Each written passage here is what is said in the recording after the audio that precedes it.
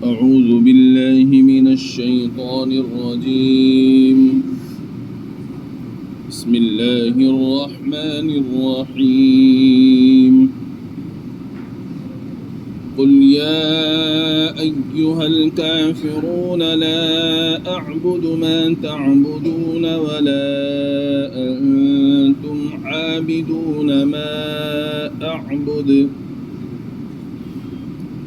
ولا أنا عابد ما عبدتم ولا أنتم عابدون ما أعبد لكم دينكم ولي دين.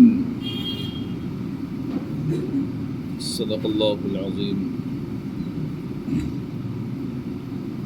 آج جو سورہ مبارکہ تلاوت کی گئی ہے، اس سورہ مبارکہ کا نام سورۃ الکافرون ہے. اس سورہ مبارکہ کی تشریح اور تفسیر کا بیان گزشتہ 2 دنوں میں آپ حضرات کے سامنے عرض کیا گیا. آج بھی اس کی کچھ تشریح کا بیان آپ حضرات کے سامنے عرض کرنا مقصود ہے. کل یہ عرض کیا گیا تھا کہ اللہ تبارک و تعالی نے جو سورہ مبارکہ نازل فرمائی ہے، اس سورہ مبارکہ سے ہمیں یہ درس اور سبق ملتا ہے کہ جس طرح کے عقیدے کفار مکہ کے تھے، جس طرح کے خیالات ان لوگوں کے تھے، ہم مسلمانوں کو اس طرح کے عقائد سے، خیالات سے بچانا چاہیے. ہمیں اپنے آپ کو محفوظ رکھنا چاہیے.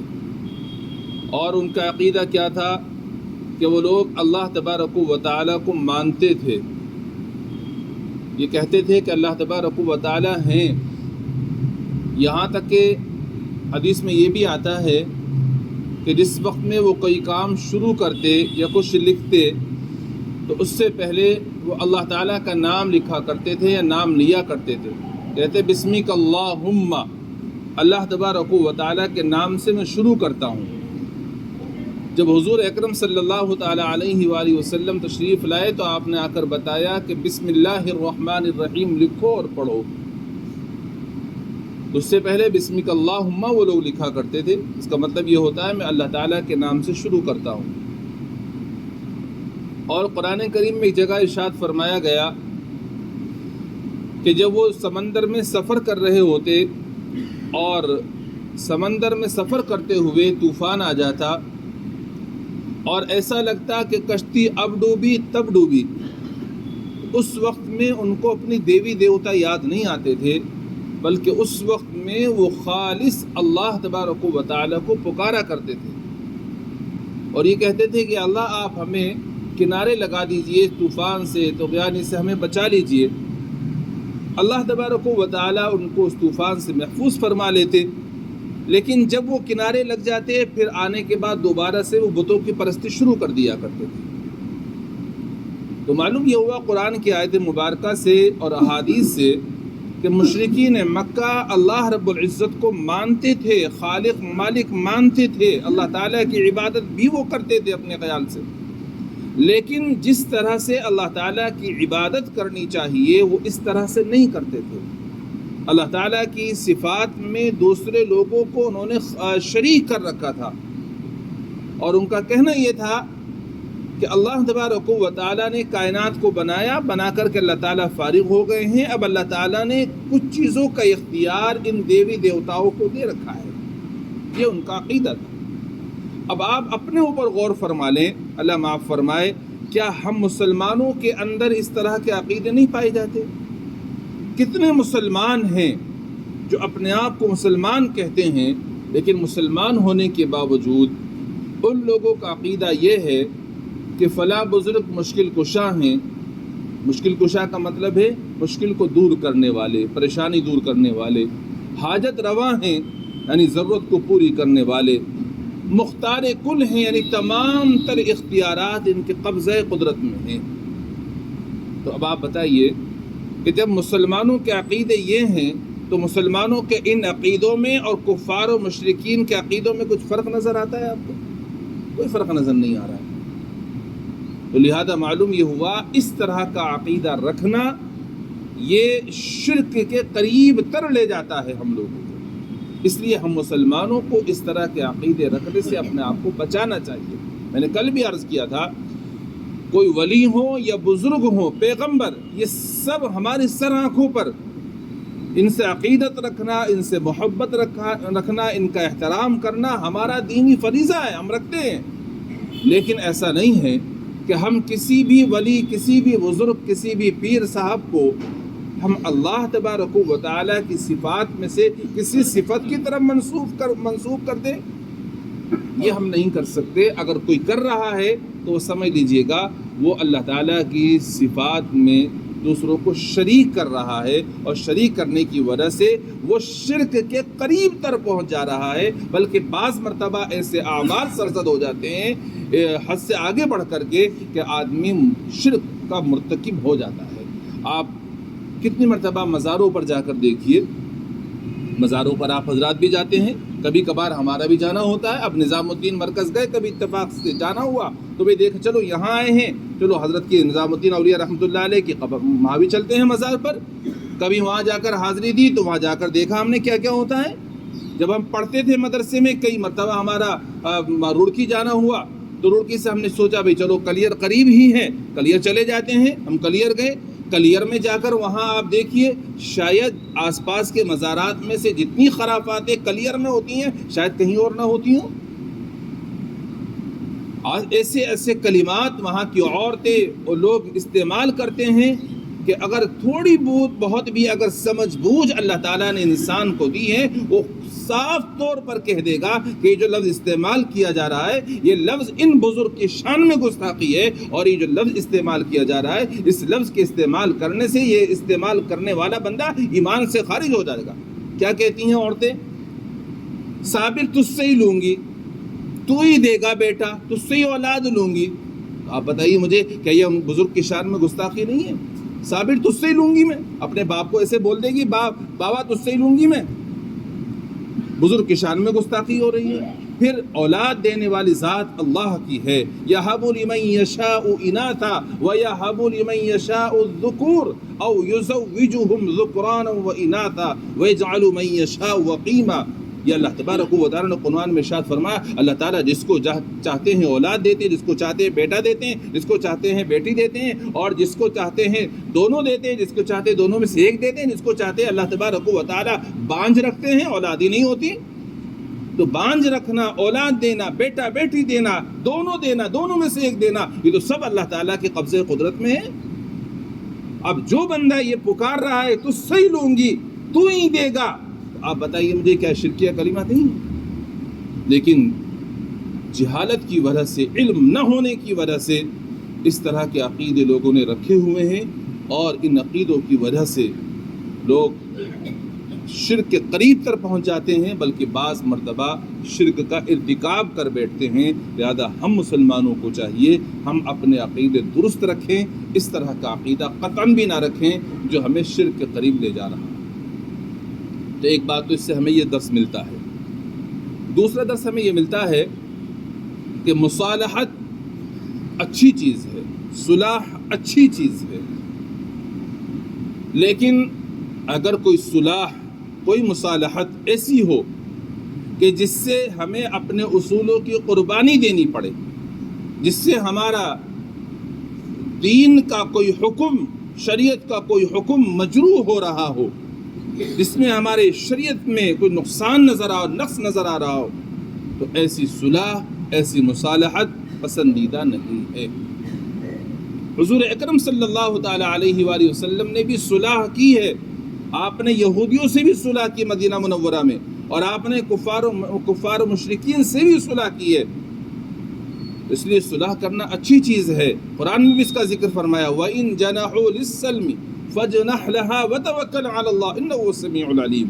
اور اگر وہ صلح کی طرف جھکیں تو آپ بھی صلح کر لیجیے، اللہ پر بھروسہ کیجیے، اللہ تعالیٰ سننے جاننے والے ہیں. تو اللہ کے نبی علیہ الصلاۃ والسلام نے بھی صلح کی ہے، لیکن اس کا خیال رہے کہ صلح کرنے میں، مصالحت میں اگر اصول کی قربانی دینی پڑ رہی ہے، یا دین کے کسی بھی حکم میں سے کوئی حکم مجروح ہو رہا ہے، یا کوئی شریعت کے خلاف کام کرنا پڑ رہا ہے تو پھر ہمیں صلح کرنے کی اجازت نہیں ہے، ایسی صلح پسندیدہ نہیں ہے۔ اور اس کو مثال سے سمجھیے گا، مثال کے طور پر ہمارے لیے والدین کی اطاعت کرنا فرض ہے، والدین کا کہنا ماننا فرض ہے ہمارے اوپر، لیکن اگر والدین میں سے کوئی ایک یا دونوں ہمیں کسی ایسی چیز کا حکم کرتے ہیں جس میں اللہ تعالیٰ کی نافرمانی ہو رہی ہو تو پھر ہمیں والدین کی اطاعت کرنا جائز نہیں ہے، لیکن والدین کا احترام کرنا، ان کا ادب کرنا، ان کا خیال رکھنا یہ ضروری ہے، لازم ہے۔ قرآن فرماتا ہے وَإِن جَاهَدَاكَ لِتُشْرِكَ بِي مَا لَيْسَ لَكَ بِهِ عِلْمٌ فَلَا تُطِعْهُمَا وَصَاحِبْهُمَا۔ اللہ تعالیٰ فرماتے ہیں اور اگر وہ تمہیں مجبور کریں، کوشش کریں، زبردستی کریں کہ تم اللہ میرے ساتھ میں کسی کو شریک ٹھہرا لو تو پھر ان میں سے کسی کی بات مت مانو، قرآن نے منع کیا۔ اس سے ہمیں یہ معلوم ہوتا ہے کہ اگر والدین میں سے کوئی ایک یا دونوں کسی بھی ایسی چیز کا حکم کر رہے ہیں جس سے اللہ تعالیٰ کی نافرمانی ہو رہی ہو تو پھر ہمیں والدین کی بات نہیں ماننی۔ اور حدیث مبارکہ میں ایک حدیث نبی علیہ الصلوۃ والسلام کی طرف منسوب ہے، آپ نے ارشاد فرمایا لا طاعت لمخلوق فی معصیۃ الخالق، کہ جہاں پر خالق کی نافرمانی ہو رہی ہو مخلوق کی اطاعت کرنا جائز نہیں ہے۔ تو اب اس اصول کو ذہن میں رکھیے گا، اس اصول کو ذہن میں رکھ کر کے اگر کوئی صلح، کوئی مصالحت ہو رہی ہے اور یہ اصول نہیں ٹوٹ رہا ہے، مصالحت بہتر ہے، اور اگر اصول ٹوٹ رہا ہے یا شریعت کا حکم چھوٹ رہا ہے تو پھر اس صورت میں مصالحت کرنا، صلح کرنا جائز نہیں ہے، پسندیدہ نہیں ہے۔ جیسا کہ حضور اکرم صلی اللہ تعالی علیہ وآلہ وسلم کے سامنے ایک کفار مکہ نے یہ پیشکش رکھی کہ ہم آپ سے صلح کرتے ہیں، مصالحت کرتے ہیں، آئیے۔ یہ کیا کہ ایک سال آپ ہمارے معبودوں کی عبادت کرو، ایک سال ہم آپ کے معبود کی عبادت کریں گے۔ تو اللہ تبارک و تعالیٰ نے آپ کو پر یہ صورت نازل فرما کر بتا دیا کہ نہیں، یہ مصالحت، یہ صلح کرنا جائز نہیں ہے، ہم یہ بالکل نہیں کر سکتے۔ یا لکم دینکم ولی دین، تمہارے لیے تمہارا دین ہے اور میرے لیے میرا دین ہے، تم اپنے راستے پر، میں اپنے راستے پر، میں تمہاری یہ بات نہیں مان سکتا۔ اسی ہمیں درس ملتا ہے۔ اسی ضمن میں علماء کرام نے ایک واقعہ لکھا ہے، حضرت عمر فاروق رضی اللہ تعالی عنہ کی خلافت کا زمانہ ہے۔ ان کے خلافت کے زمانے میں ایک صحابی ہیں حضرت عبداللہ بن حذافہ، سب کہہ دو رضی اللہ عنہ۔ ان کو انہوں نے ایک جہاد میں بھیجا اور حضرت عبداللہ بن حذافہ رضی اللہ تعالی عنہ جو اس قافلے کے سردار ہیں، امیر ہیں۔ ابھی جب اس سے جنگ کرنے کے لیے تشریف لے گئے، اللہ کی مرضی کسی وجہ سے اس جنگ میں، جہاد میں مسلمانوں کو شکست ہو گئی۔ اب جب مسلمانوں کو شکست ہو گئی تو بہت سارے مسلمانوں کو گرفتار کر لیا گیا اور ان کو بادشاہ کے سامنے پیش کیا گیا۔ جب بادشاہ کے سامنے پیش کیا گیا تو بادشاہ نے حضرت عبداللہ بن حذافہ رضی اللہ عنہ کے سامنے پیشکش رکھی۔ کیا پیشکش رکھی؟ اس نے یہ پیشکش رکھی اور یہ کہا کہ اگر تم اپنے رسول اور پیغمبر کی تکذیب کر دو، یعنی ان کو جھٹلا دو، اور جس دین کو تم مان رہے ہو اس دین سے تم دستبردار ہو جاؤ تو ہم تمہاری جان بخش دیں گے۔ حضرت عبداللہ بن حذافہ رضی اللہ تعالیٰ عنہ نے صاف منع فرما دیا۔ انہوں نے کہا موت دوں گا، بہت سخت موت دوں گا۔ آپ نے فرمایا تم مجھے ٹکڑے ٹکڑے کر لو یا کچھ بھی کر لو، میں کسی بھی قیمت پر اپنے پیغمبر کی تکذیب نہیں کر سکتا، دین سے دستبردار نہیں ہو سکتا۔ اس نے کہا سوچ لو کہ ہاں۔ اس نے ایک بڑا سا، ہمارے یہاں تو بھگونا کہہ لیجئے، ایک بڑا سا برتن اس نے بھگونے ٹائپ میں منگایا اور اس کے اندر تیل ڈالا، نیچے آگ جلائی۔ جب تیل کھولنے لگا اچھی طرح سے، مسلمانوں میں سے ایک مسلمان کو پکڑا اور پکڑ کر کے اس تیل کے اندر ڈال دیا۔ روایت کے اندر آتا ہے تیل میں گرتے ہی ان کے اعضاء الگ الگ ہو گئے، چند سیکنڈ کے اندر ہی جل بھن کر راکھ ہو گئے۔ اب پھر ان سے کہا گیا عبداللہ بن حذافہ رضی اللہ عنہ سے کہ دیکھو جو اس کے ساتھ میں کیا ہے ہم نے وہ ہم تمہارے ساتھ کریں گے۔ تمہارے پاس اب بھی موقع ہے کہ تم ہماری بات مان لو۔ انہوں نے صاف انکار کیا اور ان کی آنکھوں میں آنسو آ گئے۔ جب آنکھوں میں آنسو آ گئے تو بادشاہ کہنے لگا، کافر بادشاہ، اچھا اب بھی تو نرم پڑے ہو نا، آنکھوں میں آنسو آ گئے تمہارے، اب بھی مان جاؤ بات کو، اب دیکھا تم نے۔ حضرت عبداللہ بن حذافہ رضی اللہ عنہ نے فرمایا، یہ آنسو میری آنکھوں میں اس وجہ سے نہیں آ رہے کہ مجھے اس میں ڈالو گے تم، میں سزا کے ڈر سے رو رہا ہوں، اس وجہ سے نہیں آ رہے، بلکہ اس لیے آ رہے ہیں میری ایک جان ہے جس کو میں اللہ کی راہ میں قربان کروں گا، میری 100 جانیں ہوتی تو میں 100 جانوں کو بھی اللہ کے دین پر اس طرح سے قربان کر دیتا، میں اس لیے رو رہا ہوں۔ جب اس نے دیکھا کہ ان کا یہ عزم، یہ استقلال ہے، یہ پختگی ہے، تب اس نے کہا کہ یہ مانیں گے تو ہے نہیں، لہٰذا ان سے کہا بھئی ایک راستہ ہے پھر اب، کہ تم ایسا کرو کہ تم میری پیشانی کا بوسہ دے دو، اگر تم نے میری پیشانی کا بوسہ دے دیا، پیشانی کو چوم لیا، تو میں تمہیں چھوڑ دوں گا۔ حضرت عبداللہ بن حذافہ رضی اللہ عنہ نے دریافت فرمایا کہ صرف مجھے چھوڑو گے یا میرے سب ساتھیوں کو چھوڑ دو گے؟ اس نے کہا نہیں، تمہارے سب ساتھیوں کو چھوڑ دیں گے۔ حضرت عبداللہ بن حذافہ رضی اللہ تعالی عنہ نے اس کی پیشانی کا بوسہ دیا اور اپنے ساتھیوں کو سب کو چھوڑا کر لے آئے۔ حضرت عمر فاروق رضی اللہ تعالی عنہ کو جب علم ہوا تو حضرت عمر فاروق رضی اللہ تعالی عنہ مدینہ منورہ سے باہر نکلے اور نکل کر ان کا استقبال کیا۔ جیسے ہی وہ تشریف لائے ان کو گلے سے لگا کر ان کی پیشانی کا بوسہ دیا اور یہ فرمایا کہ تم نے ایک پیشانی کے بوسے سے اپنے تمام ساتھیوں کی جان بچا دی۔ اب عام لوگ تو یہ کہیں گے کہ کافر کی پیشانی کا بوسہ لیا، اس کی تعظیم کی، غلط کیا۔ یاد رکھیے گا یہاں یہ غلط نہیں ہے، وہ جو پہلے کہلوا رہا تھا وہ کلمہ کفر تھا، حالانکہ جان بچانے کے لیے، جان بچانے کے مطابق کلمہ کفر کہنے کی بھی اجازت ہے۔ اگر کہیں آدمی ایسی جگہ پھنس گیا ہے کہ سامنے والا اس سے کلمہ کفر کہلوا رہا ہے، نہیں کہے گا تو وہ مار دے گا جان سے، اس کو لگ رہا ہے کہ مار دے گا، تو دل میں ایمان ہے، پختہ ہے، تو کلمہ کفر کہہ سکتا ہے، شریعت اجازت دیتی ہے، لیکن بہتر اور افضل یہ ہے کہ وہاں بھی کلمہ کفر نہ کہا جائے۔ تو انہوں نے تو وہاں کلمہ کفر نہیں کہا تھا، اپنی جان کی قربانی دینے کے لیے تیار ہو گئے تھے، لیکن اب ایسا موقع آیا کہ یہ لفظ کہنا، یہ پیشانی کا بوسہ لینا کلمہ کفر نہیں ہے، اس سے کافر نہیں ہوتا، مشرک نہیں ہوتا، بس گناہ ہے۔ تو اگر ایک گناہ کی وجہ سے اپنے تمام ساتھیوں کی جان بچ رہی ہے تو اس کے لیے یہ قدم اٹھانا کوئی غلط نہیں کیا حضرت حذافہ رضی اللہ تعالی عنہ نے۔ اسی طرح اس واقعے سے ہمیں بھی اس درس و سبق ملتا ہے کہ کوئی بھی مصالحت، کوئی بھی صلح اگر ایسی ہو جس سے اصول کی قربانی دینی پڑ رہی ہو، شریعت کے حکموں میں سے کوئی حکم مجروح ہو رہا ہو، شریعت کو کوئی حکم چھوٹ رہا ہو، تو پھر اس صورت میں اس طرح کی مصالحت کرنا جائز نہیں ہے اور اس میں کرانا بھی جائز نہیں ہے۔